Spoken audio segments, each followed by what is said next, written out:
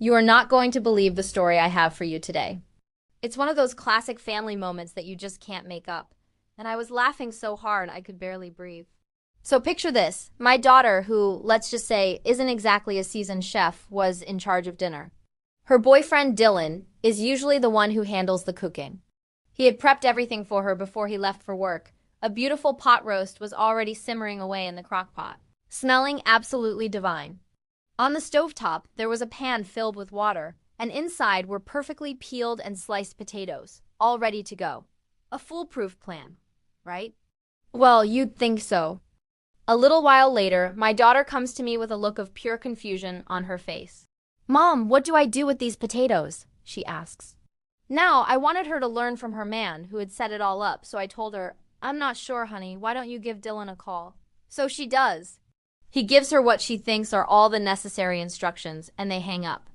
A few minutes later, I hear a commotion from the kitchen. I peek around the corner, and what do I see? My daughter is trying to mash these raw potatoes, and little white bits are flying absolutely everywhere. It looked like a potato snowstorm in my kitchen. She turns to me, getting visibly frustrated. "Mom, I think I'm doing something wrong. It's just not working," she exclaims. I'm still watching from the other room, trying so hard not to burst out laughing.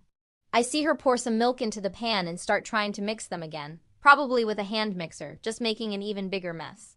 Still nothing. The potatoes were fighting back. So, trying to be helpful without giving it all away, I suggested, "Maybe they're not warm enough. Why don't you try warming them up a bit?"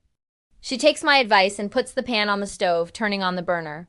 About 5 minutes go by, she takes it off the heat and tries to blend them again. Of course, it's still not working. These are the most stubborn, unmashable potatoes in history. By now, she is so frustrated she's about to give up. "I don't get it." She says, "I did exactly what he told me to do." I'm sitting there, thinking it over, replaying the scene in my head, and then it hits me. A light bulb goes on and I can feel the laughter bubbling up inside me. Still from across the room, trying to keep a straight face, I ask her, "Honey, are the potatoes cooked?" She just stares at me blankly. "What?" she says. So I ask again, a little more clearly this time. "Did Dylan cook the potatoes before he left?" That's when the realization dawns on her face.